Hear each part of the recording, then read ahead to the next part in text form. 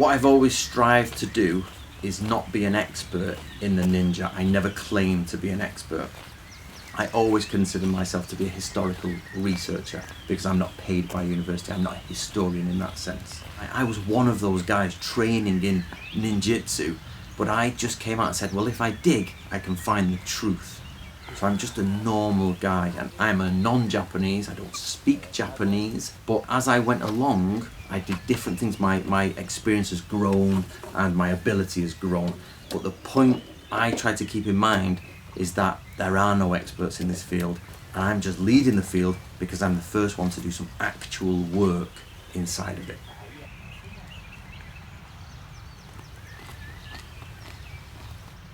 So it turns out that my dream is to bring the historical ninja to the world, and I thought everybody's going to love this. There's lots of people interested in the ninja. Of course they're going to be like, wow, historical ninjutsu. Turns out they don't like it. Nobody wants to get involved with it. It's too complicated, it's too difficult to do for them. Nobody's that interested. So I've literally killed all interest in the ninja.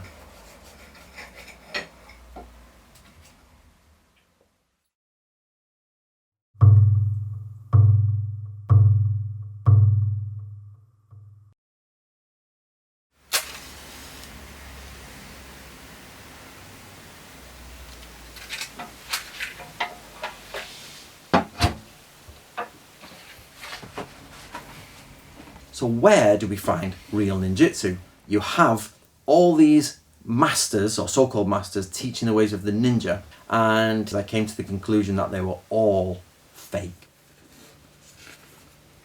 And I realized the truth is not in any living person.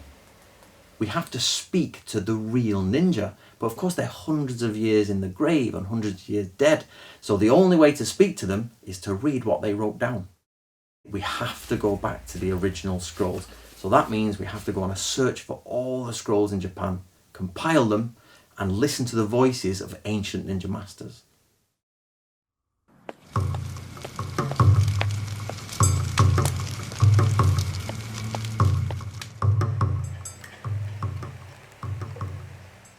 My earliest memory is actually of me in a toy shop with my grandfather, and I must have been about 4 or 5 years old. And he is looking down at me and he says, which toys do you want? Do you want the army figures or do you want the ninja figures? And I remember thinking and looking at him and saying, of course the ninja figures, you know I love ninja. Ninjas were massive at that point, they were huge in the UK, and I continued with them. Everybody else changed and the fad changed, and it just stuck with me. I never changed.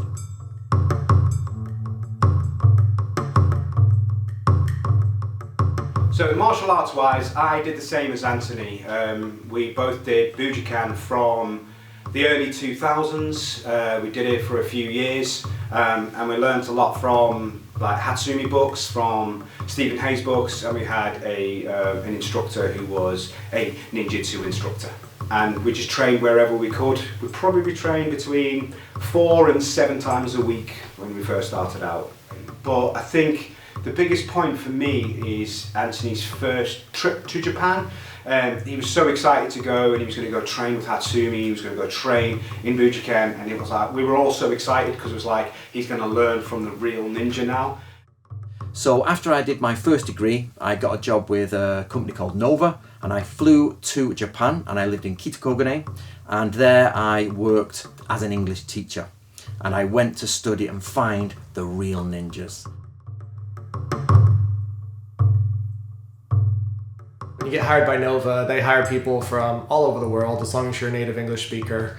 So it was Antony, myself, and one other American in this 3-bedroom apartment in Kitakogane. And I remember from the beginning, Antony and I just clicked because we wanted to have as much of a cultural experience as we could.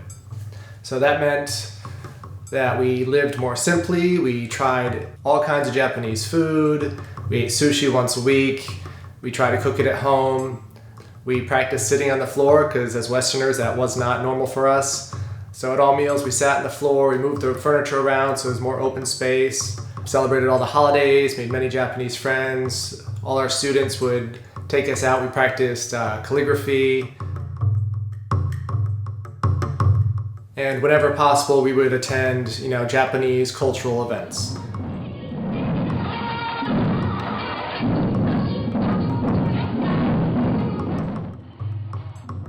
He would share all kinds of historical knowledge whenever we visited a temple or a shrine. And our year together was spent just making new friends and, as much as possible, immersing ourselves in Japanese culture.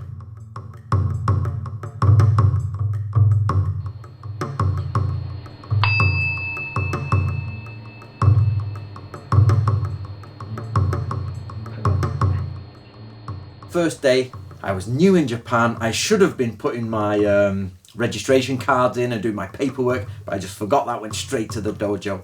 And I was expecting some form of discipline, a well-organized society, or communal space. But when I opened the door, all I could smell was American hamburgers, sweaty feet because the shoes were piled up and out of order. It was dusty, it was dirty, and it was full of really overweight foreign people, sort of sweating. And the first thing that happened was that a Japanese man ran over to me and asked me for money. He asked me my name, where I was from. I was expecting to have to show who I was and be very, go through interviews and everything. No, money, money, money. Okay, get you going, in you go in. That was it. And I came away from that thinking, something's wrong here. Something's not right, even from the beginning. It was before Skype was out, and he sent me an email and he was like, Jay, something just doesn't add up. And he was like, I can't talk about it too much, but there's just something off kilter. And we had to wait for him to get back from Japan before we could actually really discuss. And then the more we discussed, the more he showed me, it was quite obvious that just something wasn't right. There was something just not right in the ninja community. The next thing was to try and find actual ninja information. Where can I get it? So I'm working as an English teacher. At this point, I'd been back to the UK and I came back to Japan to work for a company called Shane. Now, I went in there, I was, as normal, doing my English teacher thing, and I'd been to the different museums. And I got photocopies of a couple of pages from Ninja Scrolls, from pamphlets and that type of thing. So I just photocopied them at school and I gave them out to all of my students and said, for your homework, please translate this one page of a Ninja Scroll. Now, nearly everyone came back, and remember, these people are native Japanese who speak English. They came back and said, I can't do that, that's too difficult. Homework after homework came back, can't do it. Except there was a lady called Yoshie Minami. And she came, perfectly translated in great English, just went down and went, yeah, that's no problem. Let's go for a coffee. So I went for a coffee with Yoshie, and it turns out she's got a really good degree from a high-level university in translation and linguistics. So it's absolutely perfect. So we got together, started talking, and discussed what we would do about this. Now, we actually translated possibly the most complicated scroll first. Now, we chose this because it was short, but it turns out that it was really difficult. And when we did this, we did it by email because there was no Skype or anything. We just did it by email. And eventually we went through, did everything, and we sent it to the publisher Tuttle, and within record time, within 11 days, we'd signed a contract and let's publish this book.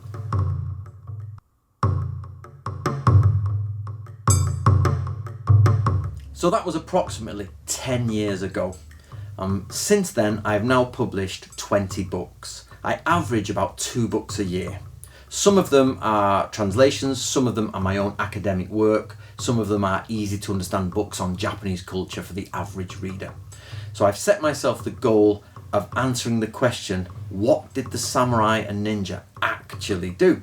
And through my books, the different levels of books, I'm going to produce that answer for the world to read and understand.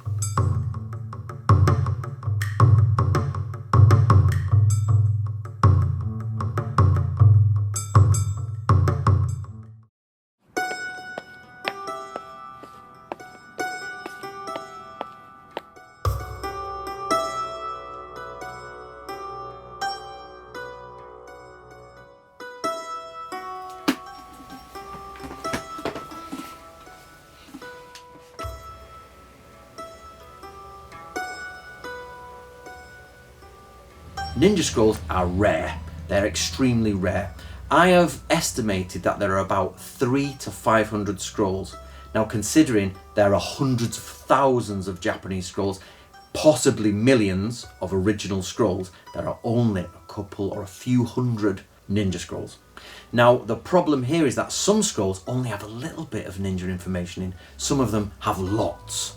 So what I've been doing is spending a vast amount of money, to be fair, traveling Japan, going to private, public libraries and also private people, trying to get the scrolls out of them, get photocopies.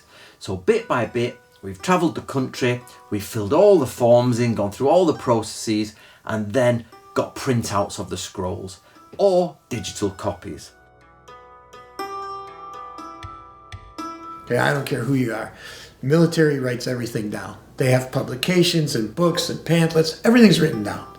You can't fart without being told how to do that in the military, right? Japanese military doesn't seem to be any different. Whether it's 300 years ago or present day, they wrote everything down. Now it's just digging through, 10 million houses looking for that information. So once we've collected these scrolls, we choose which ones we are going to publish. Which one is the best for the audience. We go through, we get the first draft of the book together, and then we start the laborious task of individually going through each line for connotations and hidden meaning, or where it crosses with other elements, and then we pull it all together and we put it into a package for the publisher, and then the publisher decides whether they want to bring it out as a book or not. So what we have, this is my collection of original scrolls. Now actually it's not a massive collection because ninja scrolls and scrolls related to the ninja are extremely rare, so mainly you get photocopies. This is a facsimile, which is not an original, but it's a facsimile of the original, which is the Ban Senshukai, sometimes known as the Man Senshukai. And this was written by Fujibayashi Yasutake in 1676. Now this is a limited edition copy of the manual as it originally was.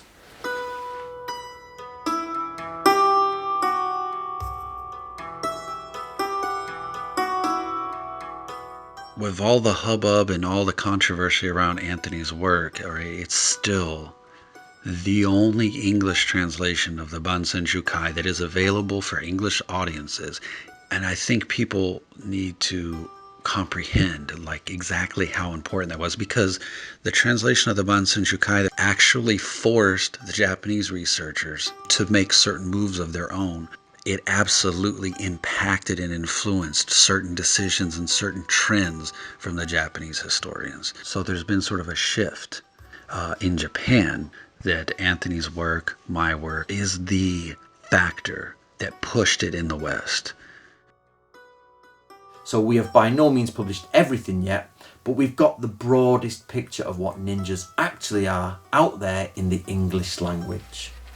So this is what most people are interested in when they deal with the Bansen Shukai. They get the rope ladders, the bridges, everything that they can cross. These are rafts that they used. These are secret tools for swimming in water. They would use these when they sit on this seat. So the person would sit here and then they would paddle with these shoes.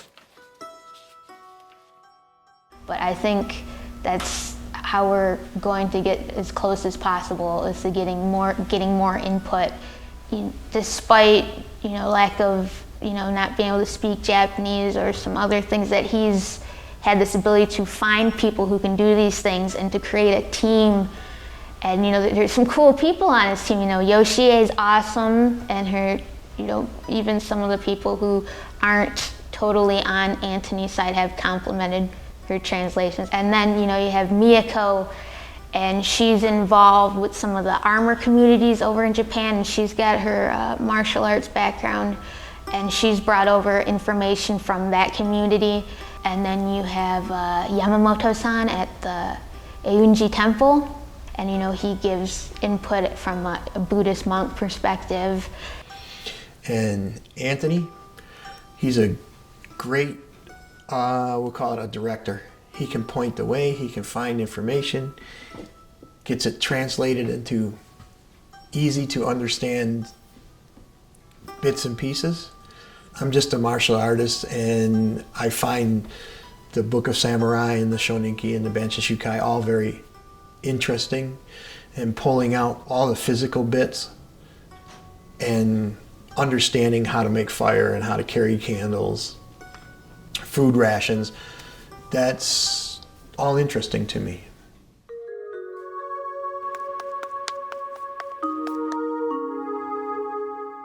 Ninjas became popular in Japan first. That is where it became, and of course they had really famous comic books for Japanese people. They had a run of movies and films where ninjas were everywhere, and that created the stereotype of the ninja. It's not historical.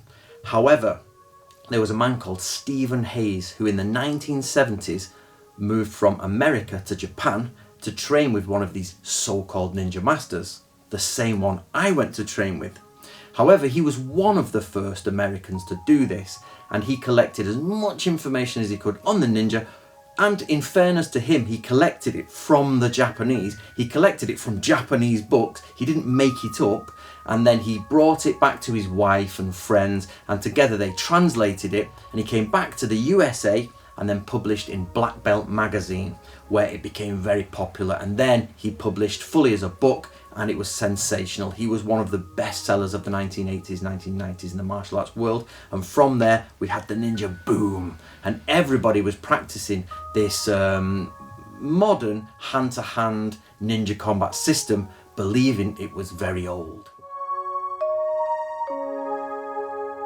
Stephen Hayes, who is the other big ninja character in the United States, went around and made a deal with all the magazines, Black Belt magazine and all the other karate magazines that there were in the time in the 80s, and to not let anybody do any ninjutsu except him.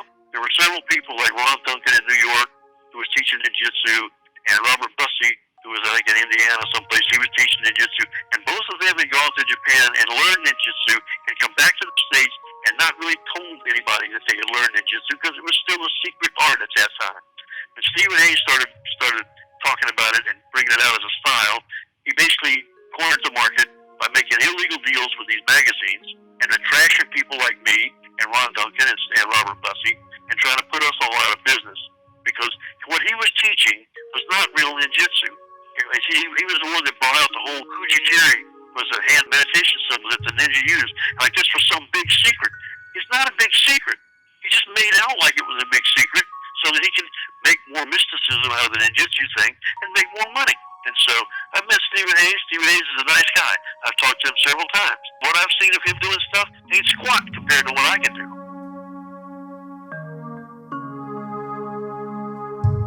"1982 is when I started. I started my martial arts when I was in the service. Went to a seminar, and it was Stephen K. Hayes, and he had just come back from Japan and was big Bujikan, wonderful, changed the world, ninjutsu martial arts. And I'm on Facebook, and I was looking at some stuff, and this idiot from Thailand starts talking to me. And I say that affectionately because we're pretty good friends now. I don't think we go a single day without something back and forth. We were talking for about probably 6 months to a year, and then he says, "Hey, I've been talking to this Antony Cummins, and he's translating this book, and it's a bunch of old scrolls." And I says, "Well, I'll check it out."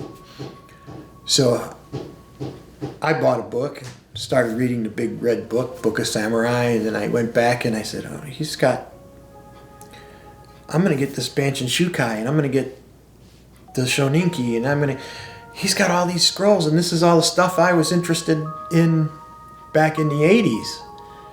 It's nice that it goes beyond the physical kick and punch, 1-step, 2-step kind of drills.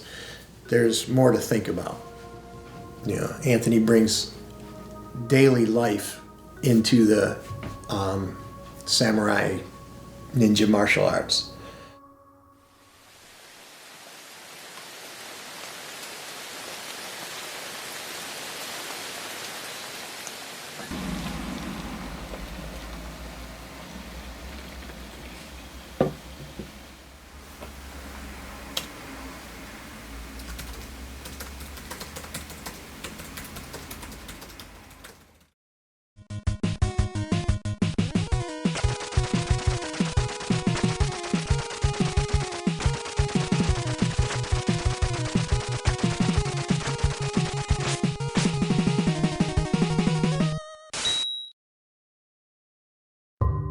Now, I moved to Japan to find the history of the ninja and go train with these ninjas.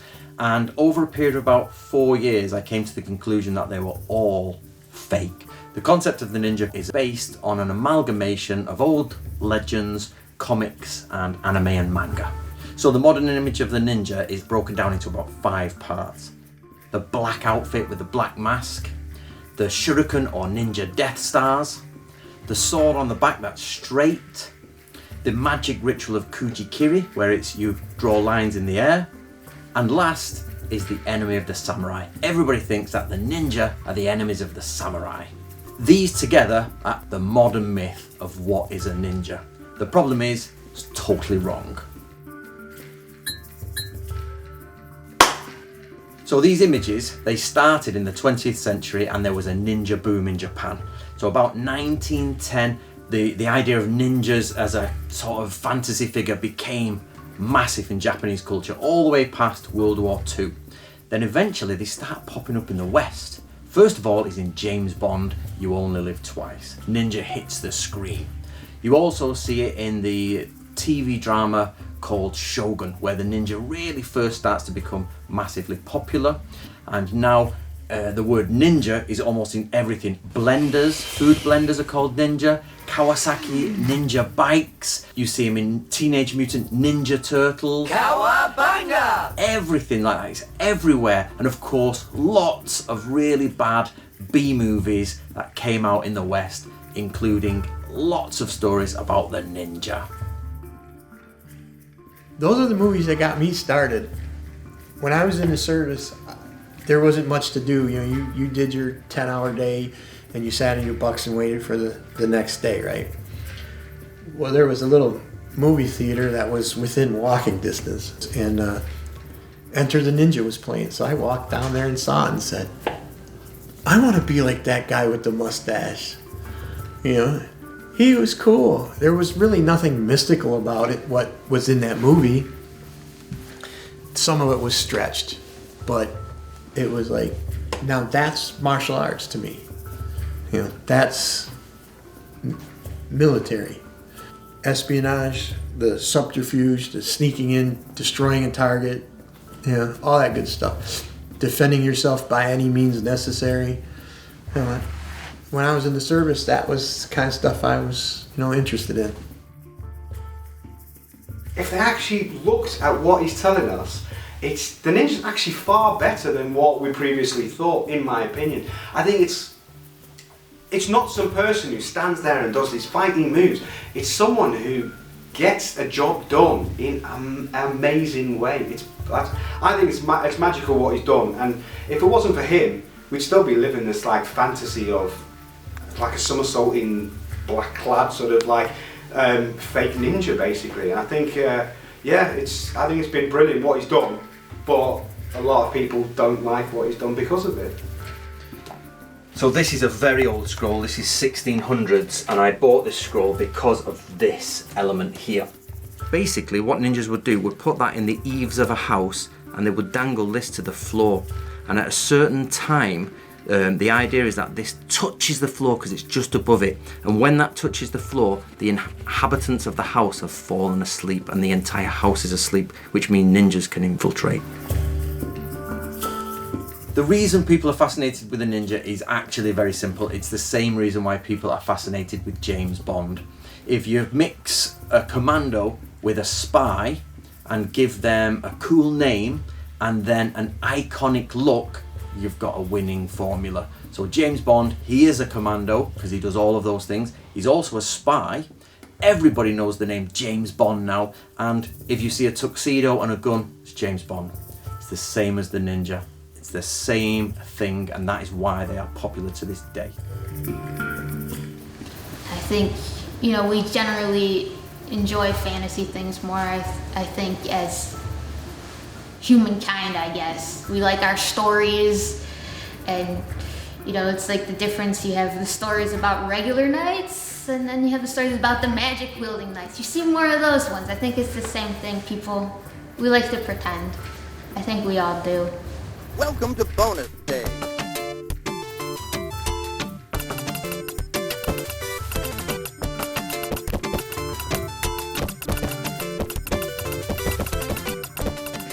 So now you've got people who come into the martial arts world and say, okay, I want to learn about the ninja and I want to learn how to fight like a ninja. So they come along and they've got a choice between the 80s and 90s version, which of course is modern, and what I produce, and they open the books and they're excited, ready to learn ninja death touches. It's just not there. Star charts, how to break into houses, ancient rituals, how to spy on other people, and they're like, but I'm here to fight. So the only choice they've got is to go either to a Japanese martial art, which now become very weak and very soft, or to mixed martial arts and go into the Brazilian Jiu-Jitsu. But that leaves my research in a suspended place in the middle where nobody's interested, because they come to fight like ninjas, but they go away unsatisfied.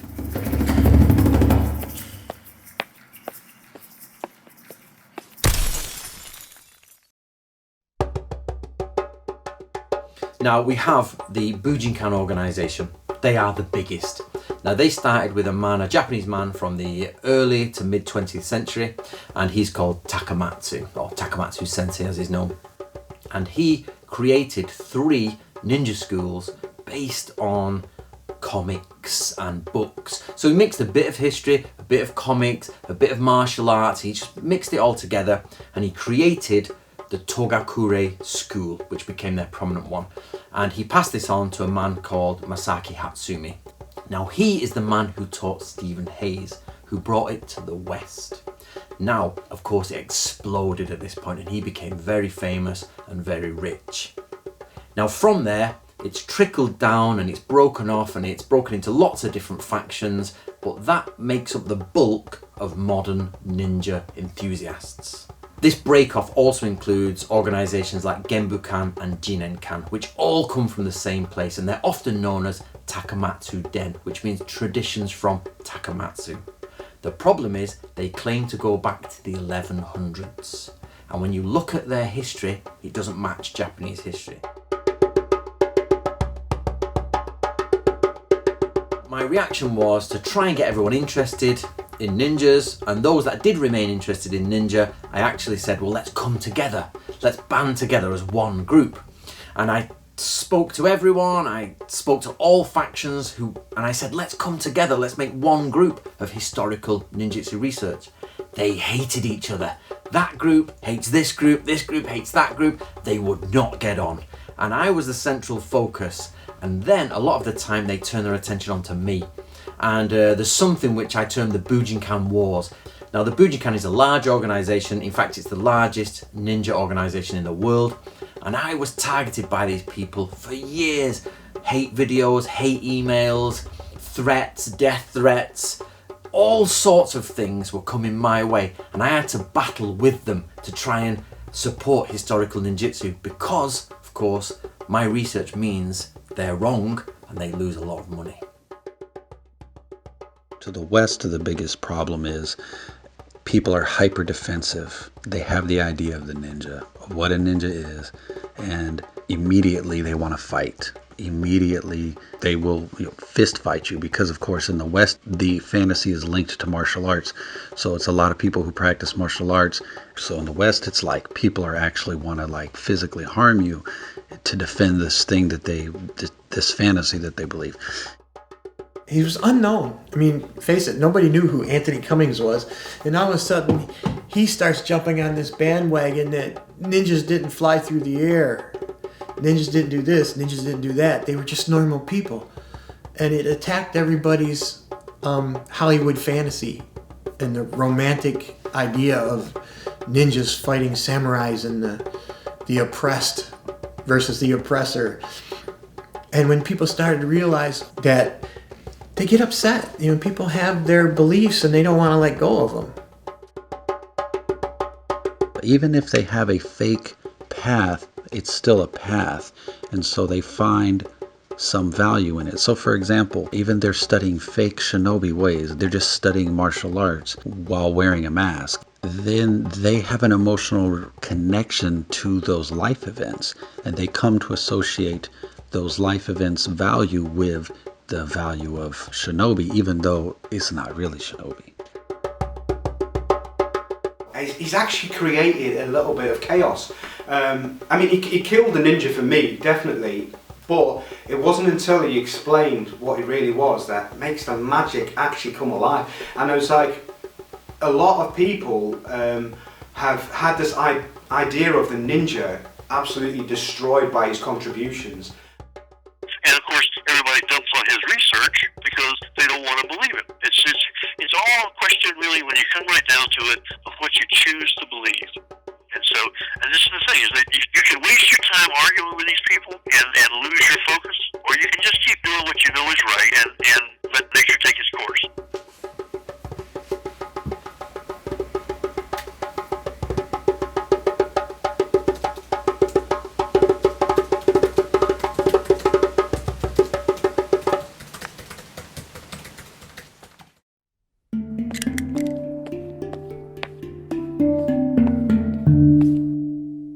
So throughout the 20th century, the Japanese had what is termed as the three major ninja scrolls. That's the Bansen Shukai, the Shoninki, and the Shinobi Hiden, sometimes known as Nimpiden. Now those three scrolls were famous from about the 1950s to about the year 2000. And all of these Japanese masters would cherry pick small sections of these, get them translated, and then spout them out as words of wisdom. But they would only pick the bits that fit their actual agenda. And in truth, and now we've published all three of those and they're all available for the world, people have read them and they've gone, oh, that doesn't quite fit, and that's not what we expected, and that's been manipulated. But now the truth is out and they can't go back. They've said, and everybody knows in Japan, those are the main documents that we work from to find historical ninjutsu. So in Japan today, not many people are interested in historical ninjas. They're just not so interested. It's actually much less than the West. So when a historical book on ninja comes out in Japan, it sells nowhere near the amount of copies they sell in the US, UK, things like that. But what they are interested in Japan is the hyper ninja sense, pinks and blues on the screen and shurikens coming across and lots of people shouting and leaping. And even to this day, there are historical researchers that are embedded in the tourist industry. And instead of finding the truth, they're more interested in presenting the image of the ninja as this cliche comic cartoon.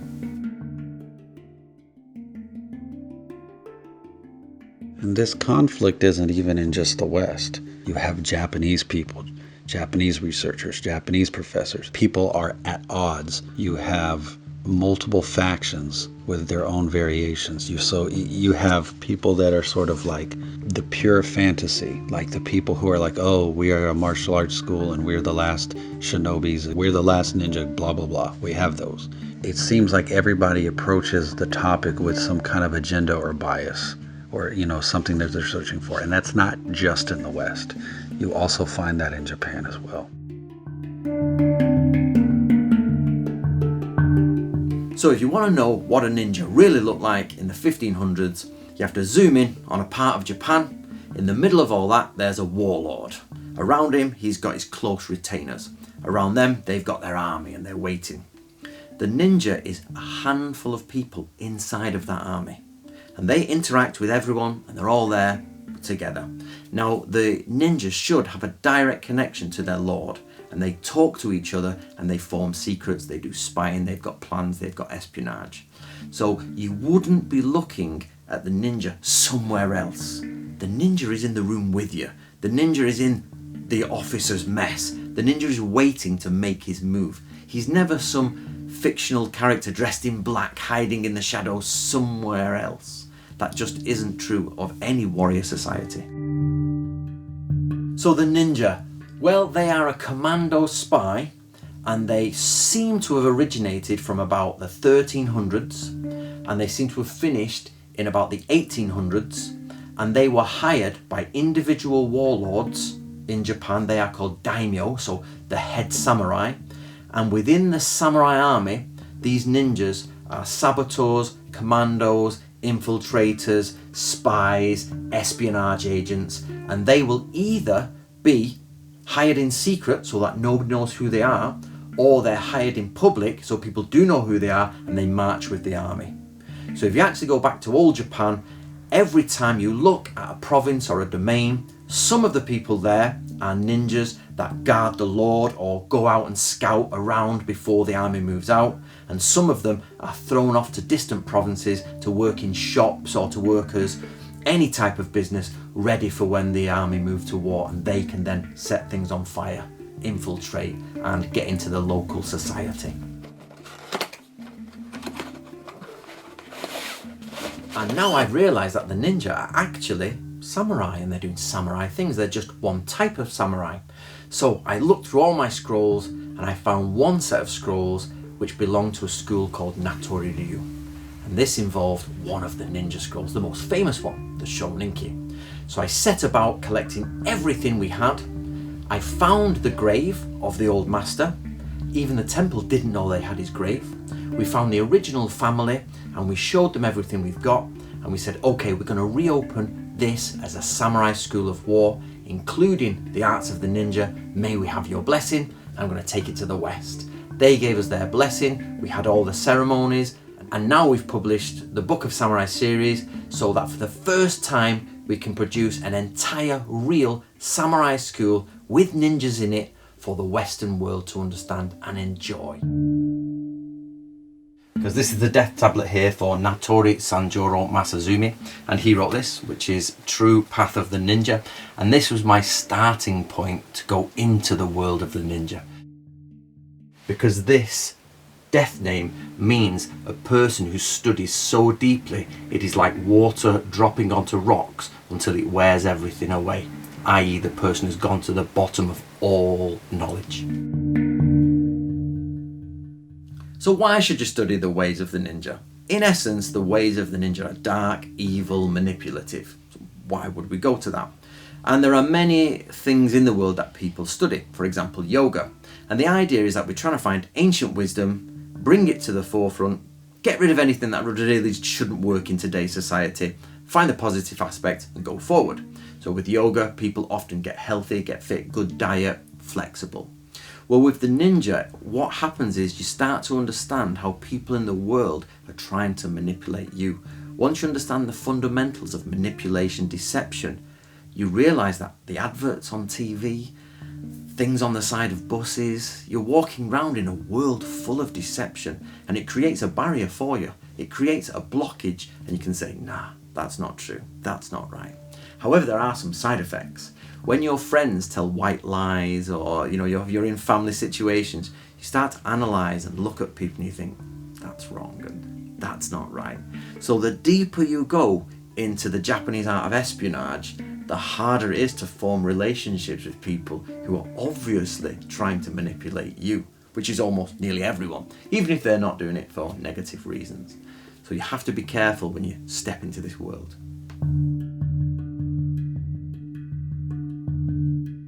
You just move from one to the next. You just start with little physical things like calligraphy, writing, candle making. Then you move to the bigger things. Large scale military movement. That's not martial arts, but it is. We nowadays think of martial arts as kicking and punching, personal one-on-one combat. Martial arts is much bigger than that. If you have 50,000 men, you have to control 50,000 men. That's still martial arts. And that includes feeding them, moving them, housing them, clothing them. That's all martial arts. It's just a bigger picture. You can't actually be a samurai, you can't actually be a ninja. So what we try to do is incorporate those teachings into our modern life. And of course, you have to adapt for modern times. However, we also have to symbolically keep what it means to be a samurai, what it means to be a ninja. Now, a lot of people will put Japanese swords on their wall, but I'm English, I'm very proud of being English. So what I did is follow the way of the samurai, in that they use what's called daisho, which is two swords. You have a main sword and a short sword. So here above my fireplace, as a symbolic gesture of my following the warrior path, is my pair of English swords.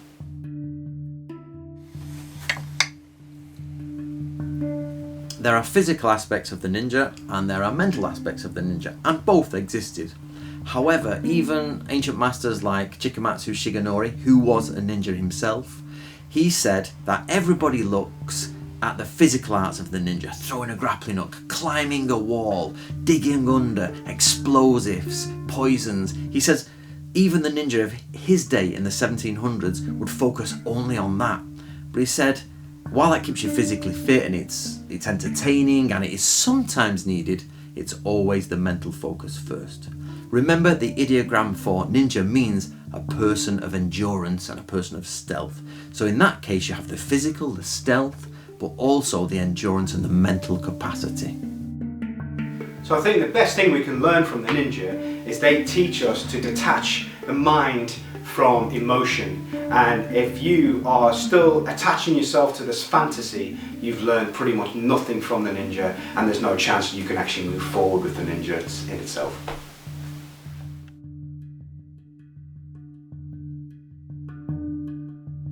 I have to be prepared for just about every circumstance that comes up during my jobs every day. So I have a van, and I'm the white van man according to the people from England, that's prepared for any eventuality all day long. So it's one of those things where it's just a natural flow of where I'm at as far as my everyday life. It's just part of who I am. It's preparing for each and every circumstance.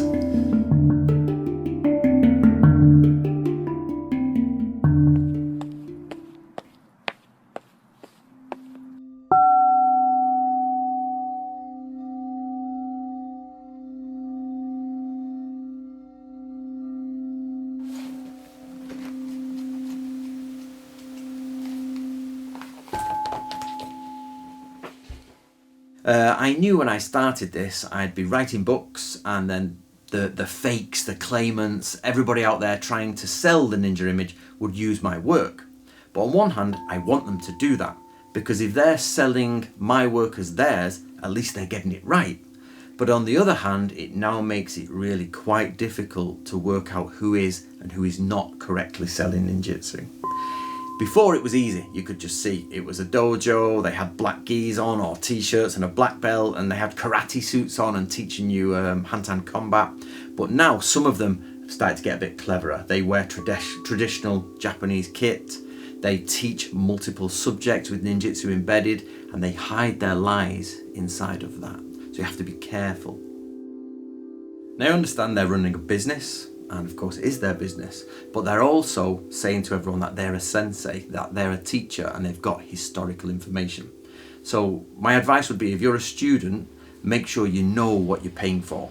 If you are paying an instructor, a sensei, for historical ninjutsu, you have to be sure it's historical. If you're happy and they say, oh, this is just a fantasy, it's costume play, it's role play, it's not based on anything real, that's absolutely fine. We all spend our money on what we want to spend it on. But if you're a student looking for historical ways, be very, very careful who you give your money to.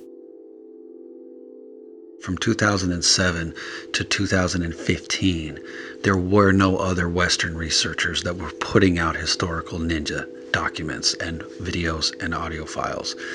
Now there is, but it was just Antony and me for the longest time. So it creates a body of knowledge to actually provide the real history, because before people like Antony or me or some of the other researchers out there, there really wasn't any voice that was just definitively putting material out there that was actually explaining and showing the real history.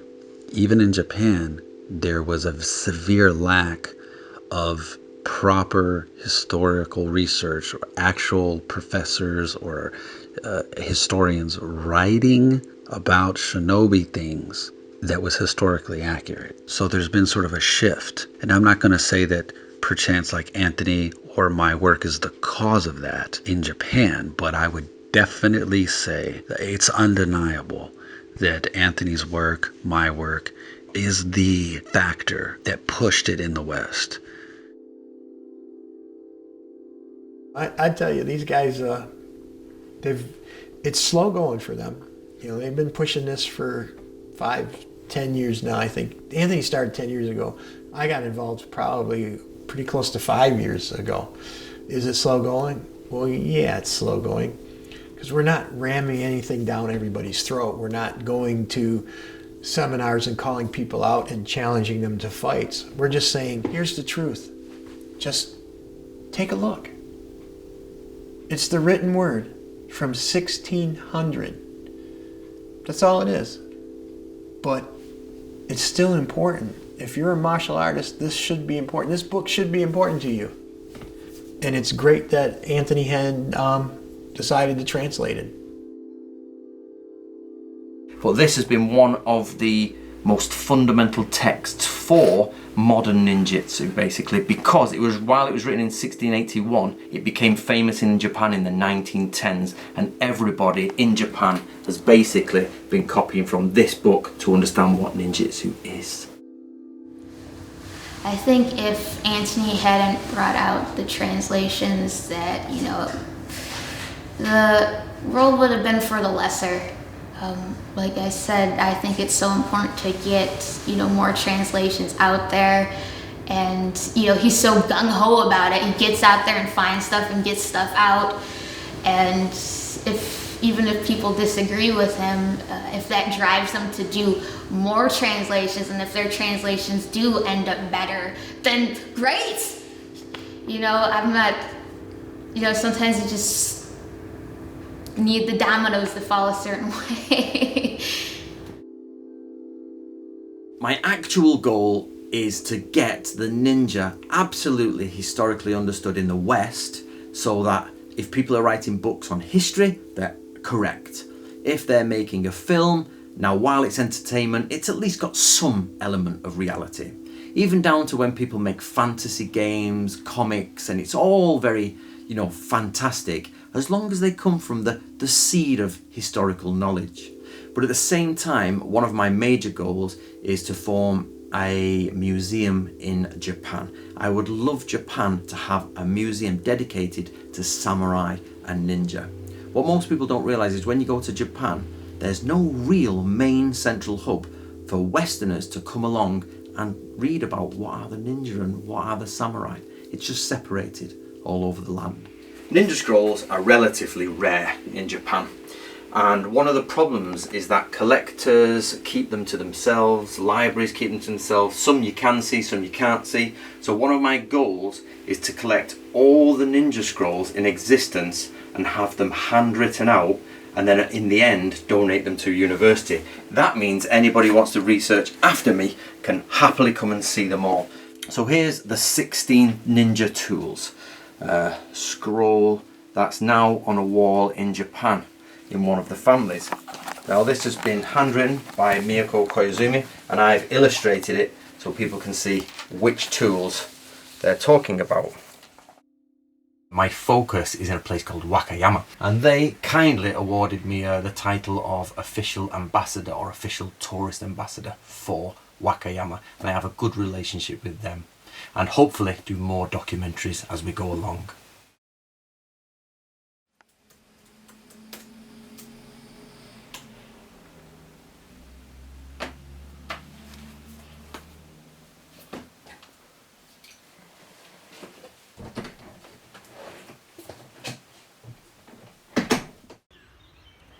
So while I may or may never be able to persuade the Japanese to open a museum on samurai, what I can do is make sure I collect all the scrolls.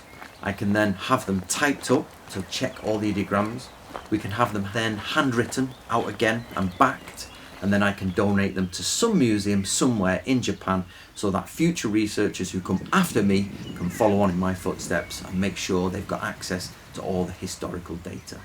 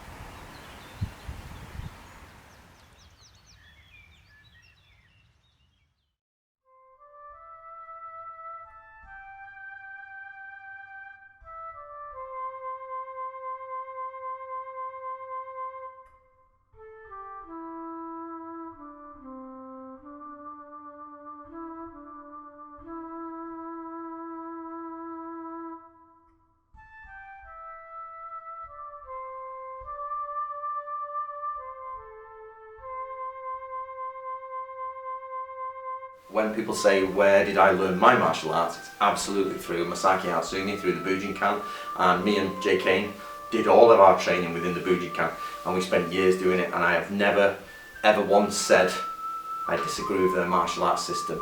All I'm saying is that ninjutsu has nothing to do with hand-to-hand combat. That's it. I've never disrespected their martial arts. It's just simply the fact that it's not historical.